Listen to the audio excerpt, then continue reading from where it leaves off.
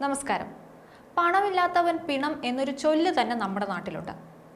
പണത്തിന് വേണ്ടി എന്തും ചെയ്യാൻ മടിയില്ലാത്ത കാലമാണിത്. എങ്ങനെയും കോടീശ്വരന്മാരാകാനാണ് എല്ലാവരുടെയും ആഗ്രഹം. അത് നേരാവണ്ണം ഭാഗ്യപരീക്ഷണത്തിലൂടെ ആണെങ്കിലോ ഒരു കൈ നോക്കാൻ ആരും മുന്നോട്ട് വരും. ലക്ഷപ്രഭു എന്നാണ് പണക്കാരനെക്കുറിച്ചുള്ള പഴയ സങ്കല്പമെങ്കിൽ ഇന്നത് കോടീശ്വരനും കോടാനുകോടീശ്വരനുമൊക്കെയായി മാറിയിരിക്കുന്നു. നിന്ന നിൽപ്പിൽ നേർവഴിക്ക് കോടീശ്വരനാകാൻ ലോട്ടറി തന്നെ അഭയം. മലയാളികൾ 25 കോടിക്ക് പിന്നാലെ പരക്കം പായുകയാണ്. അധ്വാനം തുച്ഛം, നേട്ടം മെച്ചം എന്ന് പറഞ്ഞു വരുന്നത് ബമ്പർ അടിക്കുന്നതിനെ കുറിച്ചാണ്. ആദ്യ ദിനം തന്നെ റെക്കോർഡ് വിൽപ്പനയാണ് നടന്നിരിക്കുന്നത്. 25 കോടി ഒന്നാം സമ്മാനമായ തിരുവോണ ബമ്പർ ലോട്ടറിയുടെ ആദ്യ ദിനം റോക്കറ്റ് വേഗത്തിലാണ് വിറ്റുപോയത്.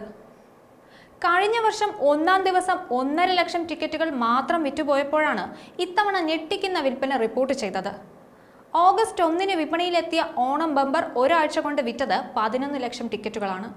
കഴിഞ്ഞ വർഷം 67.50 ടിക്കറ്റുകൾ അച്ചടിച്ചപ്പോൾ 66.5 ലക്ഷം ടിക്കറ്റുകൾ വിറ്റുപോയി.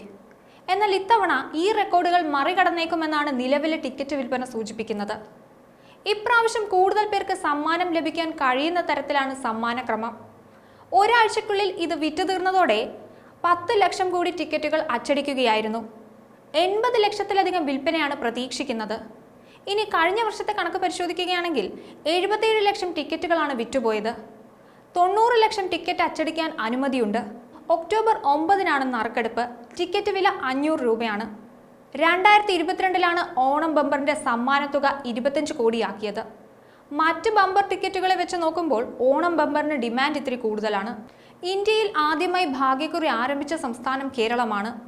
ആദ്യമായി വിൽപ്പന ആരംഭിച്ചത് 1967 നവംബർ 1 ആദ്യത്തെ നറുക്കെടുപ്പ് നടന്നത് 1968 ജനുവരി 26 മാവേലി, കൈരളി, പെരിയാർ എന്നീ പേരുകളിലായിരുന്നു ആദ്യത്തെ ഭാഗ്യക്കുറികൾ.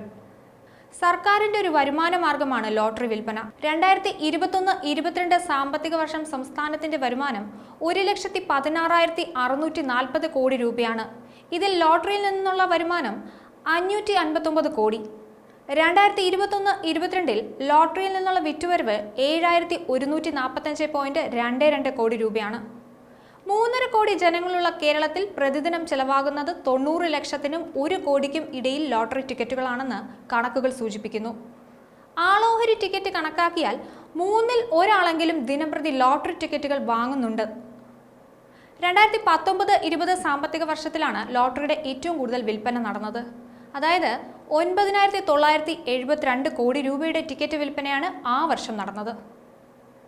ഇപ്പോൾ മാസത്തിൽ എല്ലാ ദിവസവും കേരള ലോട്ടറിയുടെ നറുക്കെടുപ്പുണ്ട്. കേരള ലോട്ടറി ആരംഭിച്ചതു മുതൽ ഇതുവരെ ഏതാണ്ട് 72,000 കോടി രൂപയുടെ ടിക്കറ്റുകൾ വിറ്റുപോയിട്ടുണ്ട്. ഇതിൽ നിന്ന് മനസ്സിലാകുന്നൊരു കാര്യമുണ്ട്. മലയാളികൾക്ക് ലോട്ടറി എന്നും ഒരു ഹരമാണ്. ന്യൂസ് ഡെസ്ക്, ഈനാട് മലയാളം.